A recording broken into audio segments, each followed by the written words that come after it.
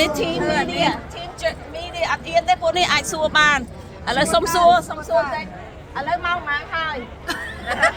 ម៉ោង7:24ហើយមកចាំតាំងពីម៉ោងណាមកចាំតាំងពីម៉ោង6ហើយងើបម៉ោងប៉ុន្មានងើបម៉ោង4អូម៉ោង4ចាំ4កន្លះ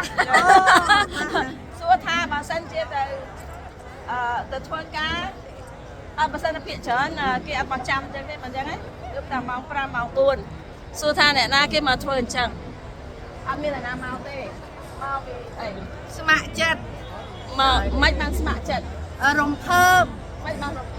រំភើបណាអ្វីដែលគេបង្រៀនយើងចាបង្រៀនអីខ្លះបង្រៀនជាច្រើនពីកម្មវិធីដើម្បីជួយការពារអនាគតកាលរបស់យើងហើយនឹងការសន្សំលុយការលុបពុតកັບកិរិយាយើងឲ្យបានត្រឹមត្រូវក្នុងការរស់នៅហើយនឹងបង្រៀនយើងឲ្យចេះថែស្រឡាញ់ក្រុមគ្រួសារបងប្អូននិងការរៀបចំទុកដាក់លុយទៅថ្ងៃក្រោយកុំឲ្យមានហានិភ័យអញ្ចឹងហើយអ្វីទាំងអស់ហ្នឹងឪពុកម្ដាយយើងអត់បានបង្រៀនទេអញ្ចឹងណាបងប្អូនយើងបើសិនជាយល់អំពីក្រុមហ៊ុននេះគឺគេមានបំណងចង់បង្រៀនយើងរៀនទៅវាអត់មានខាតអីទេបងប្អូនគឺយើងរៀនចេះយើងយកទៅអភិវឌ្ឍក្នុងក្រុមគ្រួសារយើងនៅក្នុង community យើងមិត្តភក្តិយើងបងប្អូនយើងទាំងអស់គ្នា